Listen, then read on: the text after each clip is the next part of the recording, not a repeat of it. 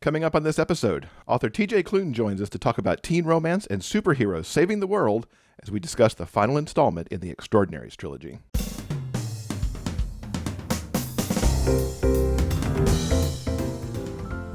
Welcome to episode 391 of the Big Gay Fiction Podcast, the show for avid readers and passionate fans of gay romance fiction.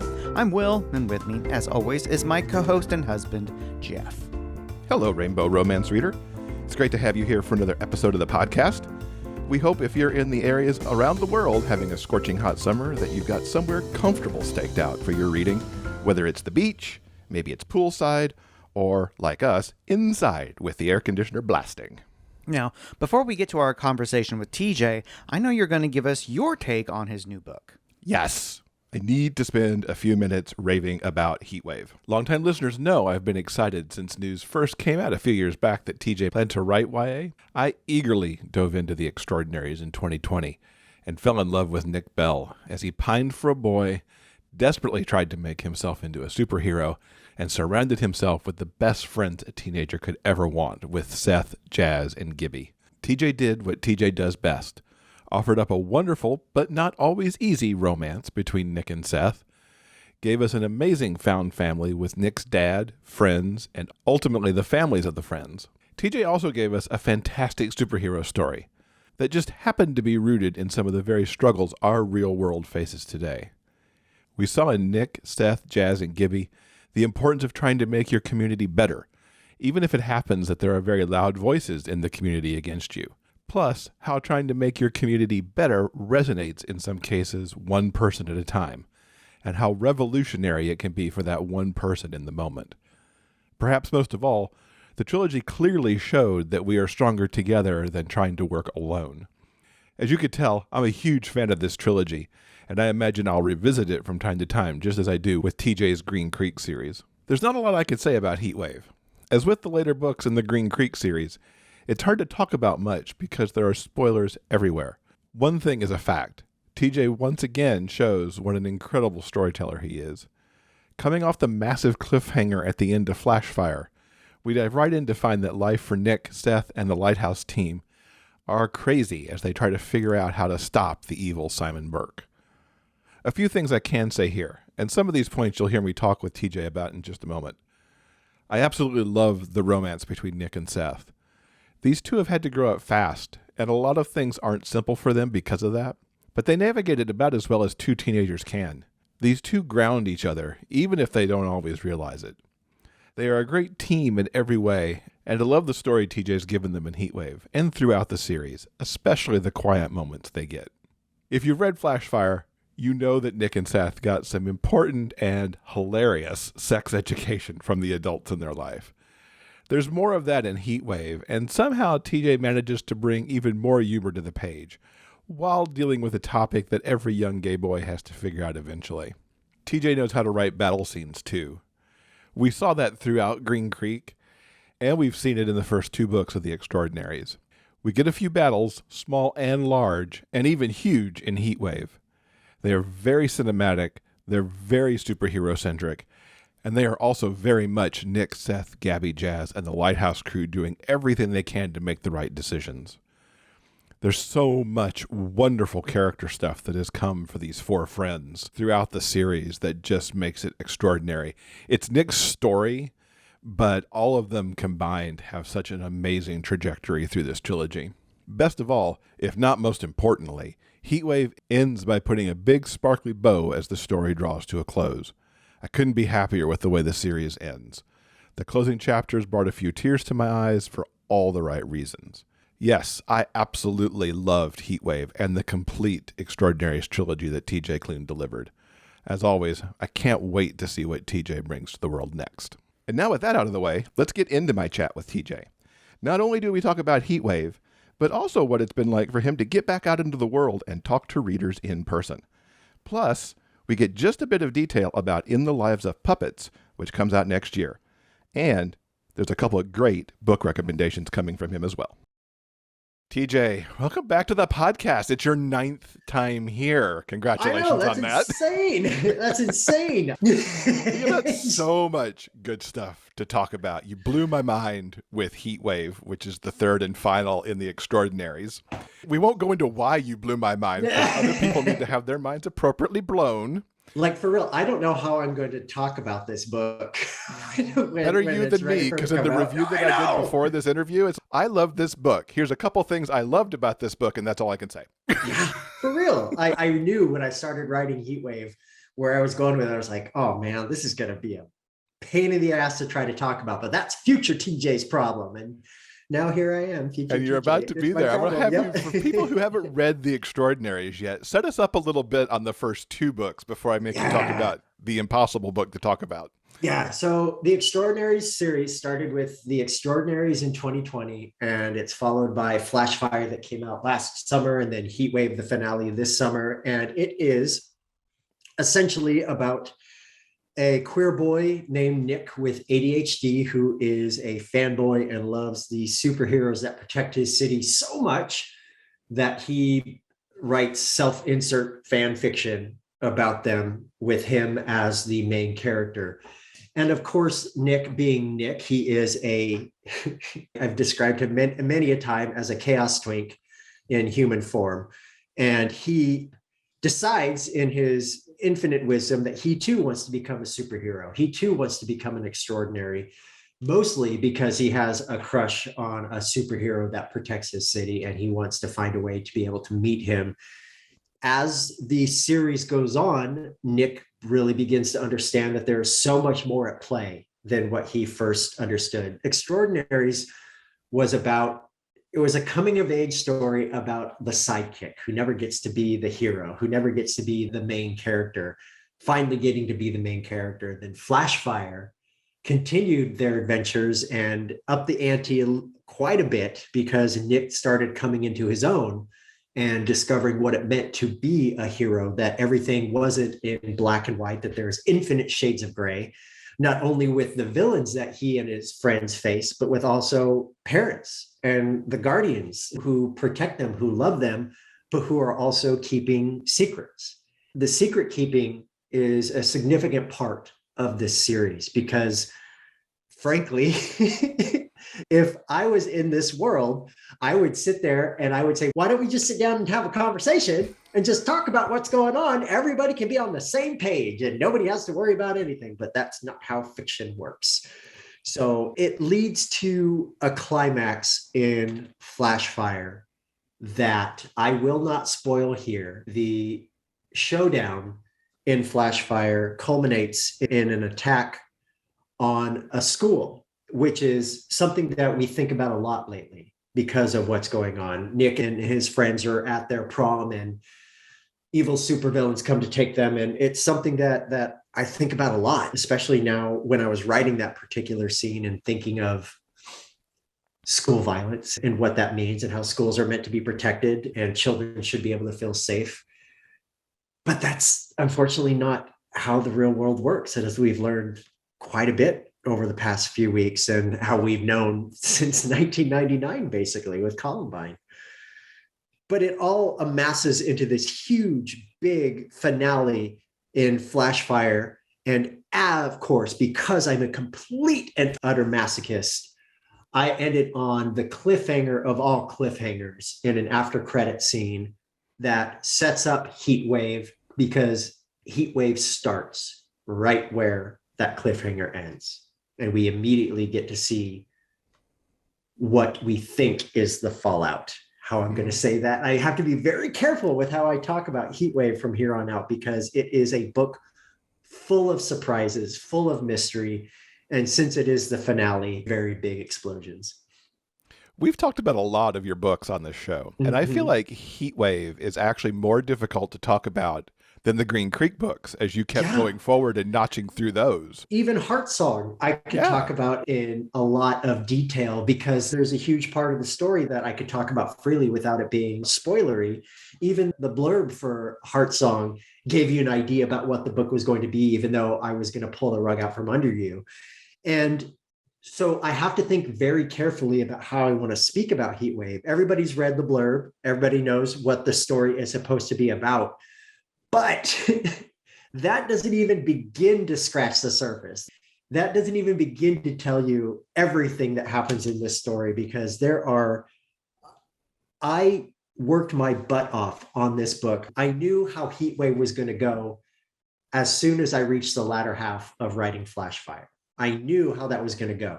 I knew what the Heatwave was going to be about. And the joy I felt being able to write Heatwave the way I did gave me the same joy I got from writing Heartsong. And it's because I know that I'm about to piss off a lot of people. I was never pissed off. I will tell you that. Good.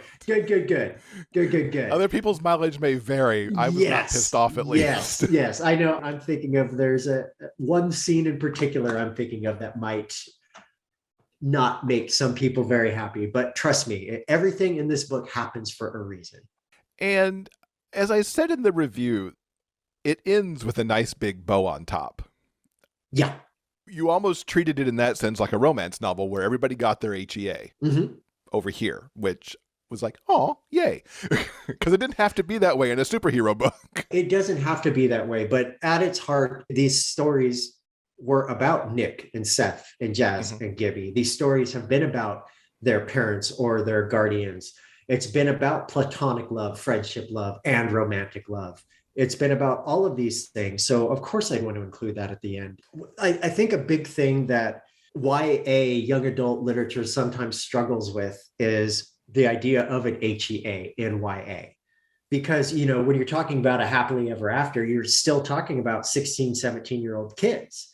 And we know how the real world works. We know that might not always be the case. And people who get together in high school don't always stay together. As a matter of fact, for the most part, they don't. But one big thing, which is why I wanted to talk about that throughout The Extraordinaries and Flashfire and Heatwave, is these people, this friend group, this core friend group, Nick, Seth, Jazz, and Gibby, they have conversations about the future. They have conversations about how it's normal for people to grow up and grow apart. And Nick is very hesitant about talking about such things because it scares him deeply that these three people who he's grown up with might not be significant, huge parts of his life forever. But what I love about Nick is that he may be a little, let's be frank, he may be a little stupid sometimes. I think we all are. We all make dumb decisions. But what I love about Nick is that even if it takes him a little bit of time, he eventually will come around and see. He understands when Jazz tells him that even if something happens in the future, it doesn't make what we went through any less. It doesn't make that matter any less. It doesn't mean I love you any less than I do right now. It just means that sometimes stuff happens. So I thought about that a lot, how I wanted to end this, if I wanted to hint at maybe some kind of realism. But then I thought, you know what? There are people in these books that fly. There are people in these books that shoot fire out of their hands. So why can't I give my queer characters the happy ending that they deserve? I've always done that. In every book I've written, I've given queer characters some form of a happy ending. And that's something I'm going to continue to do, because if we don't give ourselves these happy endings, then no one else will. Absolutely. Plot-wise, this book is hard. Let's see if we can approach things a little bit in this direction. So you said that originally that book one, the theme of it was about bringing Nick and Seth together. And that you were even, talking about when Flashfire came out, that was not going to change. They were together. Yeah. And then in that second book, Nick and his dad were the theme and figuring out that the adults aren't perfect and secrets and things like that you hinted at a moment ago. What do you think the theme of Heatwave is?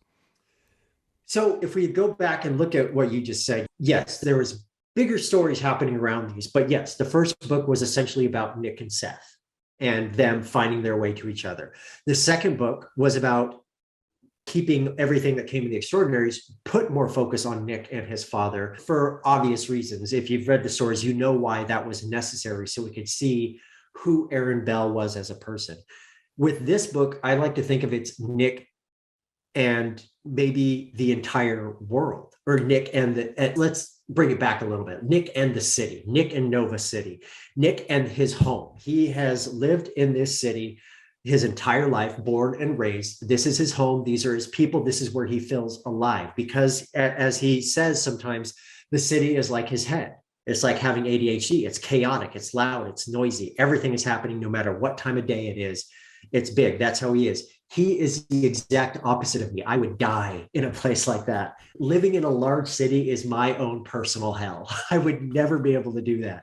But that's who Nick is. That's what Nick loves. And so with this book, you're seeing more and more of how the population is reacting to the ideas of the extraordinaries, reacting to the ideas of propaganda coming from people like Simon Burke, the villain of the series, because Simon Burke is doing something very interesting, which is something that we're seeing now, which is something that we saw in the 70s, which is save the children. I wrote Heatwave last year. This year, we've seen a push about, quote unquote, saving the children from what the right wing is claiming is indoctrination, that queer people are infiltrating schools and giving books to children to teach them how to be gay and turning kids queer and all of this.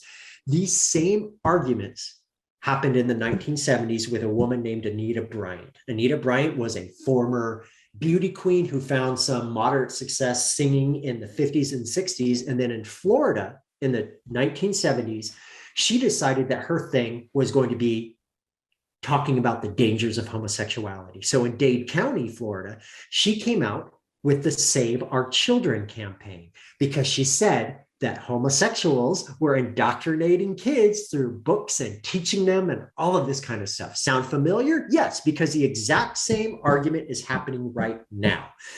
This is not new. The arguments against the queer community are circular because the same arguments happen again and again, just in different times. What's so funny to me is that looking back now, people like Anita Bryant are universally considered ridiculous and evil and homophobic bigots. They're considered gross. She is still alive, by the way, right now. Anita Bryant is still alive. So we know about Anita Bryant and we think, okay, she's disgusting. So 10 years from now, 20 years from now, 30 years from now, what is society going to think of the people now doing the same thing in Florida to save our children? They're going to think they're fucking gross, disgusting, evil people like we already do right now. So Simon Burke wanting to save our children was directly pulled from Anita Bryant. But you know what? How could I have known that 6 months later, after I finished writing the book, that Florida would be doing the same thing that they had done 50 years ago that I had pulled from to put into my book? So when you see Save the Children, it's not a direct response as to what's going on in Florida. It's a direct response to what happened 50 years ago that just so happens to be happening again. So that's what it boils down to for me. It is Nick and the entire city, the entire Nova City, because frankly, the stories, Extraordinaries and Flashfire building up to this point have been increasing intensity, increasing in the scope, and Heatwave is the finale of that scope. It is pulling in all of these elements and seeing just how much propaganda can infect the minds of people who frankly should know better. And unfortunately, there are some who are much more susceptible to that propaganda and don't know better and get sucked in and pulled in. And those are the type of people that Simon Burke and any other right-wing politician in the real world love. They love those people because frankly, they're sheep. And that's what Simon Burke calls them. He calls them sheep. Did you expect when you started the series that it would end up and so closely mimic where we are? Oh, of course not. When I first set out to write The Extraordinaries, my goal was to write about a queer kid with ADHD who likes superheroes. That was that first little inkling, because that's who I was as a kid. I was a queer kid with ADHD who was obsessed with comics, and I never got to see myself in any form of media. So that's what I wanted to do. But here we are 3 books later, and we're touching on stuff like institutionalized bigotry. We're talking on police brutality and racism and homophobia and the idea that people in power, especially rich white men in power, have the world at their fingertips because everybody bows before them because either A, they're scared, or B, they don't have the resources to fight back. And yes, the real world that we live in now, we don't have superheroes who can fly. We don't have superheroes who wear costumes and can shoot fire or are telekinetic. We have superheroes who are holding up signs right now in Washington, D.C., women who are fighting for the right to control the choices over their own bodies. Those are the true superheroes that we have now. And I could not predict that we would be where we are right now. And God, I wish we weren't. I wish we were not. But you know what? Even if the book Heat Wave is accidentally a little bit prescient, it ends with the point of it is that good will always win over evil. Yeah. And that's certainly shown in the entire series. And that's an overarching theme for sure. Mm-hmm. Talk about Florida. And before we get into some of the other coolness around Heat Wave, you've got, insanity happening right in your own state of Virginia. Yeah. Oh, with yeah. Barnes and Noble being sued and a publisher being sued and an author being sued over genderqueer. Yeah, for genderqueer. It's a memoir, and a failed Republican candidate in Virginia Beach, Virginia, decided first to sue Barnes and Noble that sold the book Genderqueer in Virginia. And then last week or earlier this week, news came out that he is now suing the publisher, Oni Press, and the author directly for this. Now, everybody listening to this is most likely thinking these lawsuits are frivolous. They won't go anywhere. And yeah, 99% of you, that's probably right. But what if there's that 1% chance that it does go somewhere? What if it gets in front of a judge? I'm not talking about who appointed the judge. I'm not talking about what the judge's politics are. What if it gets put in front of a judge who has this little thought that says, maybe there's something here. Maybe I can set precedent. Maybe this will become huge and that's all it takes. That's all it takes is one person to decide that there's merit to something like this. And we're all fucked. I mean, frankly, that's how it is. You have 8 people on the Supreme Court who basically are kings, who control the rights over women's bodies, who control the rights over you and your husband's marriage. Because if people think that Roe versus Wade going down isn't just a first step, then you really need to open your eyes, because the Supreme Court themselves have said in their rulings that, oh, now that we've considered Roe versus Wade, maybe we should start considering other things like contraception or gay marriage.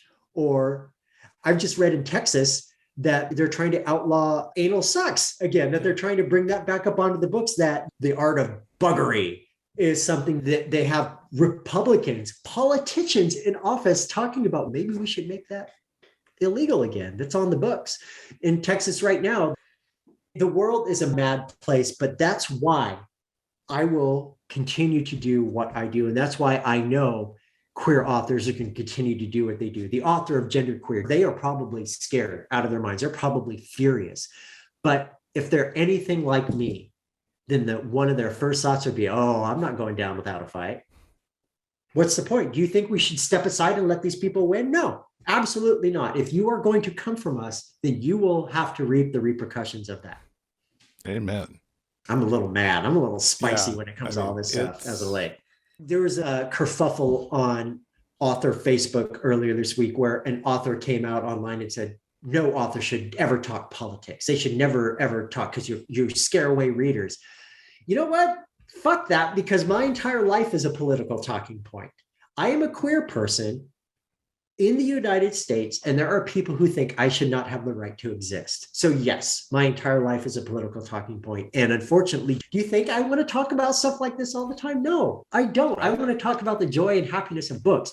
When you hear your favorite author talking about politics, it's not because they're wanting to try to change your mind. For me, it's about me wanting to make sure people are aware of what is going on in the world, which is what I try to do with the series like The Extraordinaries, because I talk about the facets of queerness and the facets of queer sex, because queer kids don't get sex ed in schools. They don't get to know what sex will be like for them, while their straight peers are getting an entire curriculum built directly towards them. So when I talk about stuff like PrEP and enemas and condom uses and dental dam, it's not because it's funny to me, even though I try to make it comedic to make it less awkward. I'm actually trying to give people real world information because YA can be read by anyone, but it is geared towards young adults. And I want to do my part, man. I want to do my part to make sure that the queer kids coming up today have every resource at their fingertips, even if they have to go to it by different means. By this way, if they have to learn about sex ed from the Extraordinary series, then hell yes, I'm going to do my best to make sure it's as accurate as possible so they understand. We have to help our community. We have to protect the children. We have to protect our kids.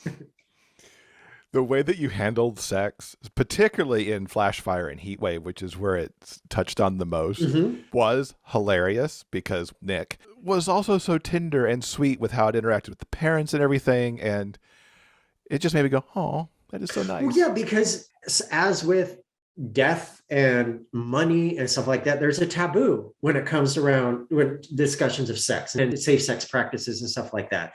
But the thing is, though, we can't have that because if you want to protect children, if you want to teenagers, 16, 17 years old, 15, 16, 17, who are hormonal as all hell and coming into their sexuality, you want to make sure that they understand consent. You want to make sure that they understand boundaries. You want to make sure that they understand that even if your partner or partners say yes, that doesn't give you carte blanche over anything and everything, because as soon as they kick back yes, if they say no, that stops immediately. That is consent. That is boundaries. Those are important. And the fact that queer kids don't get to have stuff catered to them specifically to show them this is how it's going to be for you. We won't know everything. It's going to be trial and error. You're going to have to learn this stuff as you go. But here's how to make sure you're protected. Why don't we have these conversations with kids? Because where are they learning? If they don't learn it from their peer groups, if they don't learn it from their parents, if they don't learn it from teachers or anything like that, they learn it from the internet. They learn it from pornography, and that's not real life. Yeah. That's not real. Are you able to talk about a favorite scene in Heatwave? I know yes. You must have one, but can you talk about one? And it is having to do with sex, talking about sex and safe practices. Something that I try to do in each of these books is outdo myself in making the most awkward, cringe-inducing scene between Nick and his father when it comes to talking about safe sex. In Flashfire, it involved dental dams, and Aaron Bell, Nick's father, discovering dental dams and deciding that he and Nick and Seth's aunt and uncle need to know about this and how they can do this. And he also has some very real concerns because Seth can do things. What if he hurts Nick while they are doing things and stuff like that? In Heatwave, I turned that up all the way to 11. There's a scene in Heatwave involving Nick and his father, and Aaron Bell has found a new thing that he needs his son to know about, that he believes will help his son when it comes to having sex. And he wants to make sure that his son is safe and protected. And of course, this involves enemas. I'm not going to say much more beyond that, but this scene that happens early on in the book is one of my favorite because A, it shows the ridiculousness of queer sex, first and foremost, the ridiculousness of queer sex, but it also shows, and Nick discusses this, I won't go too much into it, but Nick discusses this, it shows how much his father loves him, because Nick starts to complain about this and say, oh, my dad is such a weirdo. And then he stops himself and says, no, wait, you know what? How many other queer kids have a parent that would do this for them? My dad is fucking awesome. And that's what I wanted to show with this. That yes, it's embarrassing and cringeworthy. And most likely people are going to be reading this entire scene through one eye as they're holding their reader, the book away from them, trying to believe that I'm not actually going where I'm going with this.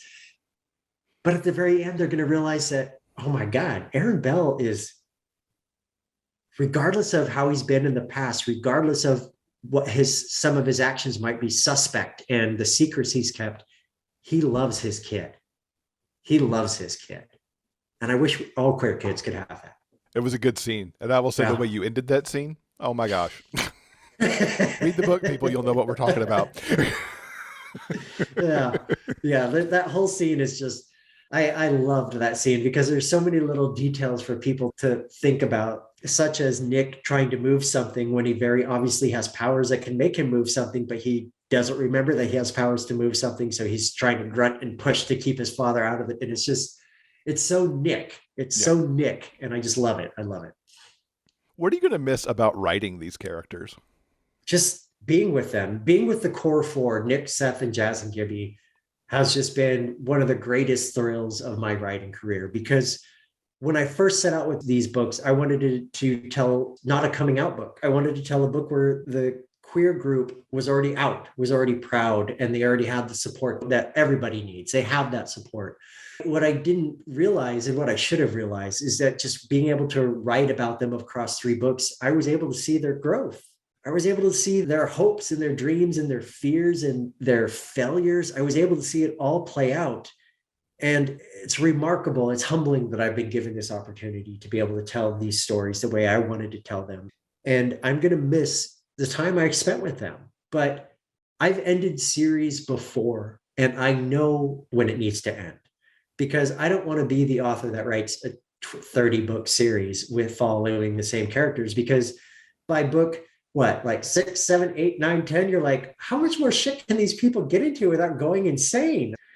And so, like with Green Creek, I knew I had to end that when I did, because why would I want to put these characters through more trauma? Because if I was going to write another book, it couldn't be a happy, sunny, happy book where everything is wonderful and it's just a slice of life about werewolves going about their day. I couldn't do that. So if I was going to write another book, it would bring more darkness upon the characters. And I didn't want to do that. And with this, knowing how the book ends, and keep in mind, there is an after credit scene in this book too. That after credit scene is my love letter, my goodbye to these characters.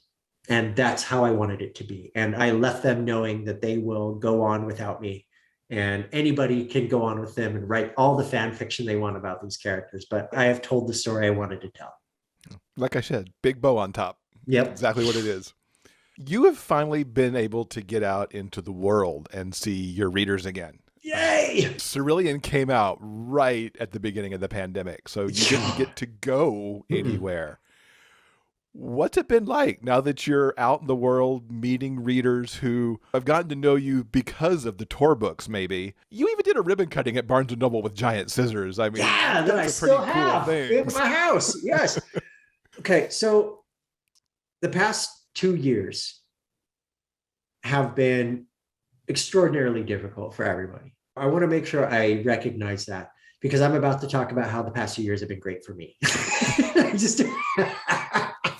It feels weird to talk about good things, right? It feels weird to talk about good things when there's so much horror going on in the world. It feels gross to talk about good things. So let's talk about good things anyway. The past 2 years have been insane, have been extraordinary, have been humbling, cathartic, mesmerizing, horrifying, wonderful, and scary all at the same time. But this year in March, I got to actually go out into the world again to talk to readers. I spoke to an entire community who chose The House on the Cerulean Sea as their one book, one community read. So I got to go to a theater and fill the 400 people and just talk to them about books. And then from there, I got to go to Seattle Public Library fundraiser to talk to people about books. And then from there, I went to the Los Angeles Book Fair, the Tucson Book Festival. I got to open up a Barnes & Noble. The one thing that I've noticed through all of these things, there was a period in March where I was in like 8 different cities in 2 weeks. Oh my gosh. And the one thing I've noticed, oh, by the way, flying still sucks, in case anybody's wondering. Airports are terrible. But the one thing I've noticed was the one thing that all of these things have in common was just how happy people were to be out into the world again and talking about books. Because look, there's something that has been great about us having to force to do everything online is that people from all over the world who might not have had a chance to hear their favorite authors talk before have now gotten to do that. And I think that's going to continue on. I'm hoping that most places will now continue on with a hybrid focus, in person and for those who can't attend, live stream it online. But there's just something about being face to face with people and talking about books, sitting behind a really shitty desk in 100-degree heat in Tucson, sweating my ass off with a line of people in front of me who are just standing there clutching their books, so excited to be able to talk about books. That is just the greatest feeling in the world. You don't know what the past 2 years have done with us until we go out into the world and reminded of everything that we've lost. So I am taking it one day at a time, but I've just been so overjoyed being able to be in the world again. Under the Whispering Door came out last September, and I was able to do one in-person event for the launch of that book. And it was the best event ever because I was able to talk to people again face to face. And then 2 weeks from now, because we're recording this 2 weeks before Heatwave comes out, in 2 weeks, I'll be going across the country on a tour for this book. And I'm so excited about that because I've missed being able to talk to people about books face to face, where you can actually see each other and talk to each other and see their reactions on their faces and everything. It's wonderful. And I've missed that terribly. We've got a couple questions from one of our patrons. Okay. Regency Fan 93's got this question for you. They're curious about what in your writing process may have changed as you move from specialty publisher to self-publishing for a little bit to mainstream publisher. Is it mostly moving from like romance into other genres like YA, or is there something about the publisher? Or just how's that all changed for you over the last couple of years? I know it's going to seem strange for some people to hear this because I am with a much bigger publisher, so it would seem like it would be more restrictive, but I actually have more freedom than I've ever had. And look, part of that, yes, I have to be honest, part of that is the fact that books like The Extraordinaries and The House in the Cerulean Sea and Under the Whispering Door have sold well for this publisher. I want to make sure that's clear because I don't want it to seem like I walked in and was like, I'm running this place now. This is how I do things. Yes, I had years of history, years of selling books behind me, but I was starting at basically ground zero when I came in. And now that I've proven myself, I feel like I am getting more freedom to tell the stories that I want to tell. It's not that I am moving away from romance as a genre. It's that I'm finding different ways to tell romantic stories. I'm finding different ways to explain bonds between people that don't always have to be romantic. I'm known for found family. I'm known for that. But I'm trying to push that even further to take different ideas of what found family can mean for people. Hell, next year I have a book coming out where found family means the majority of the people are robots made up of spare parts. That's what this found family is going to look like.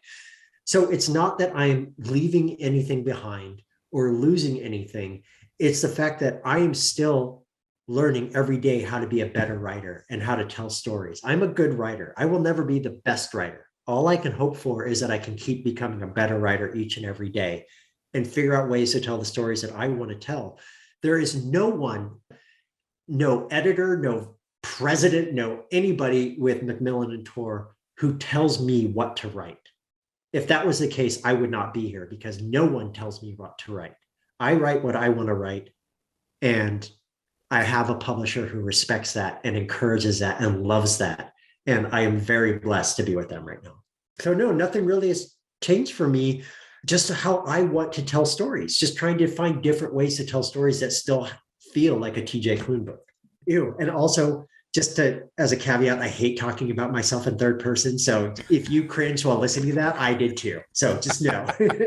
So the robots and spare parts that you mentioned, that's Yay! In the Lives of Puppets. Yes. Stunning cover that got revealed recently for that. Done by Red Nose Studios and Chris Sickles of Red Nose Studios, who did the covers for the new Wolf Song cover, who did the cover for House in the Cerulean Sea, who did the cover for Under the Whispering Door, who, if I had my way, would do my covers for the rest of my life because he is that talented. They are stunning covers. Absolutely. Yeah. We'll link in the show notes to the covers of these two so that people can find them if they haven't seen them yet. The tagline on In the Lives of Puppets is a real boy and his wooden heart, no strings attached, which I just love. What more can you tease us about this book that's coming next spring? So In the Lives of Puppets is the conclusion of my unofficial kindness trilogy, which follows House in the Cerulean Sea and Under the Whispering Door, concluding with In the Lives of Puppets. They are not connected by world, character, anything like that. They're mostly connected by theme. House in the Cerulean Sea was about showing kindness to others. Under the Whispering Door was about something much more difficult, which was showing kindness to yourself. In the Lives of Puppets does something else entirely. It asks the question, is it possible to show kindness to somebody who does not deserve it, who arguably did things that nobody should be forgiven for or shown kindness for? In the Lives of Puppets is a queer retelling of Carlo Collodi's The Adventures of Pinocchio, and follows a human inventor named Victor. Victor is asexual. He is a person with autism, and he lives with a father figure, an android named Giovanni, and his two best friends. One is a pleasantly sadistic nursing machine named Nurse Ratched, which stands for Nurse Registered Automaton to Care, Heal, Educate, and Drill. And then you have, who is probably going to be everybody's favorite character when this book comes out, Rambo, who is a Roomba vacuum, a sentient Roomba vacuum who has anxiety and separation anxiety disorder and just basically wants to be loved. And this story is a grand adventure. The House in the Cerulean Sea, the majority of that book all took place on one island. I went even smaller in Under the Whispering Door, where 95% of that book took place in a single tea shop. In the Lives of Puppets goes in the opposite direction and is a huge country crossing adventure. And it is a road trip novel. It is a romance. It is, again, a retelling of Collodi's Pinocchio. And it is arguably the most ambitious novel I've ever written. And I am so extraordinarily proud of this book because it is huge, not just in terms of length, but also in terms of scope and ideas, and the idea of what is humanity. What if one day, someday far into the future, humanity was no longer as present as we are now? What would we be remembered as? What do you think humans would be remembered as? Would we be remembered for our goodness? Or would we be remembered for every terrible thing that we've done? And I happen to think it would be the latter. There are so many good and shining lights in the world, but when those are interrupted by violence and death or chaos or destruction, that's what people tend to focus on. And I think that for all the beauty that humanity has, we are an extraordinarily destructive species. And we are not only destructive to others and to our planet, we are self-destructive. And that's something that I wanted to explore in the Lives of Puppets. What does it mean to be human?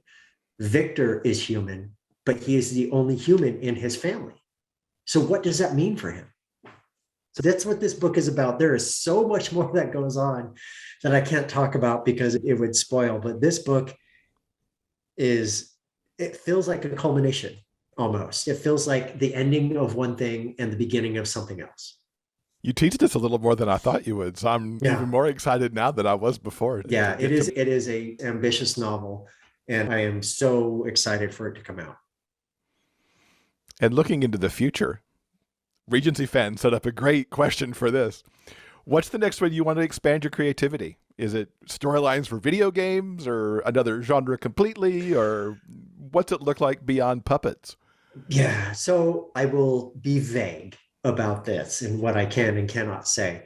There are going to be some different experiences coming up that will be outside of books that we'll be able to see. But in addition, there's going to be books, many more books at some point this summer.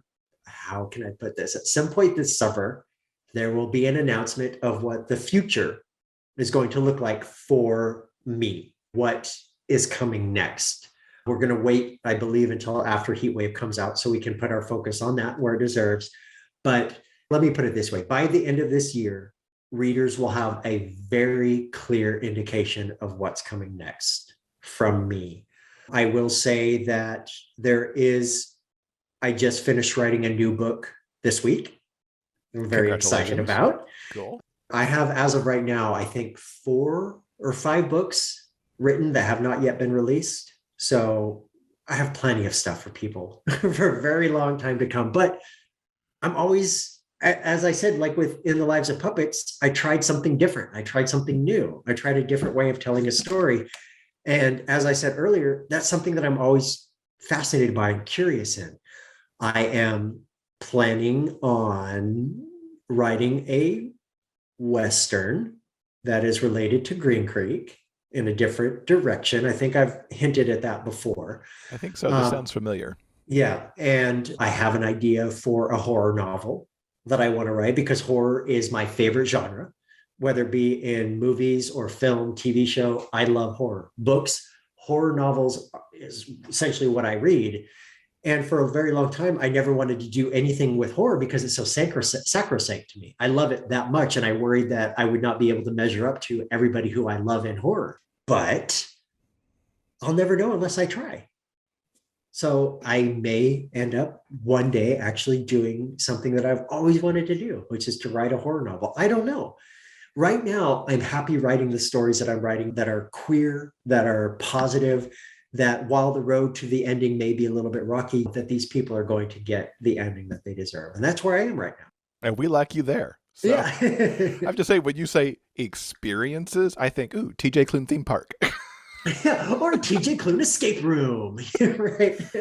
I don't know that I could do the escape room, but No, I don't know I could either because it would just be me in the background going, "You find the key yet? Find the way out? Hey, Jeff, did you find the way? You're looking in the wrong spot, Jeff. That's how it would be. I for sure will not be doing an escape room with you then. I would not want to do that either. Yeah. Holy God, that sounds like hell on earth. So as we wrap up, what kind of book recommendations might you have for our listeners these days? Oh my God. I'm so glad you asked this question because there is a book right now I'm reading right now that everybody needs to read. Everybody needs to read this book, especially if you like queer horror. I think it's positioned as a YA book, but I'm not sure. It is called Hell Followed With Us. It is by Andrew Joseph White. The main character is a trans boy. The other lead, the romantic interest, is a queer boy with autism. And it is one of the most unique, beautifully written post-apocalyptic zombie stories that I've ever read. The prose is gorgeous. The representation is wonderful. And the horror, why I said I don't know if it's positioned as YA, because while the main characters are 16, 17 years old, and the book is about a queer youth center, the people in a queer youth center surviving a post-apocalyptic zombie thing like that. So you have the entire queer spectrum of queer youth in this LGBTQ center. But the reason I don't know if it's YA is because the horror is very horror. It is very visceral. It is the descriptions of the zombies and everything like that is gorgeous. It is a religion-based horror because there's a cult on one side who believes that these zombies, these demons are sent from God or from hell and everything like that. And I'm taking my time with this book because I am soaking up every single word. I first started reading it. I looked down like an hour later and I was already at 20%. And I was like, no, I need to make this last. It is gorgeous. And once again, it's Hell Followed With Us by Andrew Joseph White. And if it sticks the landing, man, it is not going to be just one of my favorite books of the year, but one of my favorite books of many years. And it just came out and needs infinitely more people reading this book so I can talk about it. It is so good. It is that good. And I just recently also read a book that came out a while ago that was popular when it came out, and I just avoided it for a little bit. I shouldn't have. Bonds of Brass by Emily Strutsky is a queer book that is just, it's queer. It's space gaze. It is space gaze. I absolutely love the space gaze. I'm super intrigued about the zombies. The queer youth center sounds great, but I'm also a massive scaredy cat, and I don't know if I can actually read it. Yeah, it's not like spooky horror. It is more violent horror, that kind of. But the fact that just the idea of a post-apocalyptic world and the people who have survived and are fighting back are from the LGBTQ youth center. That is so awesome. That is such a cool idea. It's so cool. It's so cool. I love this book. TJ, it has been wonderful having you here. Thank you for the extraordinaries. I certainly just loved it. I can't wait for everybody to get to read Heatwave and see what they think about it. I hope you have a great book tour. Oh man, it's going to be so exciting. And I am already planning on how many people are going to yell at me for the events that happen in Heatwave. And I say, bring it on, bring it on. Well, thank you so much for being here. Hope you have a fantastic summer. Thank you. You guys too. And just as a reminder, the next time I come onto this will be my 10th time being on this podcast. And anybody thinking that they can overtake me as the leader of the amount of times I've been on this podcast, you should have another thing coming, because that ain't going to happen. Bye. This episode's transcript has been brought to you by our community on Patreon. If you'd like to read the conversation for yourself, simply head on over to the show notes page for this episode at biggayfictionpodcast.com. The show notes page also has links to everything that we've talked about in this episode. And if you'd also like to keep up to date with the show and any recent releases in our genre, check out the Rainbow Romance Reader Report, our weekly dispatch that delivers the latest news right into your inbox every single Friday. Go to biggayfictionpodcast.com/report for more info. And thanks again to TJ for joining us. I absolutely love how invested he is in having the record for the most visits to the show. And in case you're wondering who is currently in second place, that's narrator Joel Leslie, who has been on the show 7 times. And I'm so glad that we got to talk a little bit about the crazy things going on with book banning and censorship where TJ lives. These are issues that all of us need to stay informed about. And I'm also glad he addressed the chatter that was on Facebook recently about authors being told that they shouldn't be political and express their views. I 100% agree with TJ. Our lives are a political statement at this point, and we need to speak up and make sure people are aware and that we can educate a little bit where we can. While this show will always be a place to talk about awesome books, don't be surprised if you see us weaving in some information from time to time about the topics that concern us as well. All right, I think that'll do it for now. Coming up next in episode 392, we're kicking off our paranormal summer as we spend the next few weeks recapping our favorite sexy supernatural soap, Dante's Cove. Yes, it is the perfect time to hang out beachside in Dante's Cove and take in all the bonkers stuff that's going to go down. On behalf of Jeff and myself, we want to thank you so much for listening, and we hope that you'll join us again soon for more discussions about the kind of stories we all love, the big gay fiction kind. Until then, keep turning those pages and keep reading. Big Gay Fiction Podcast is part of the Frolic Podcast Network. Find more shows you'll love at frolic.media/podcasts. Production assistance by Tyson Greenan. Original theme music by Daryl Banner.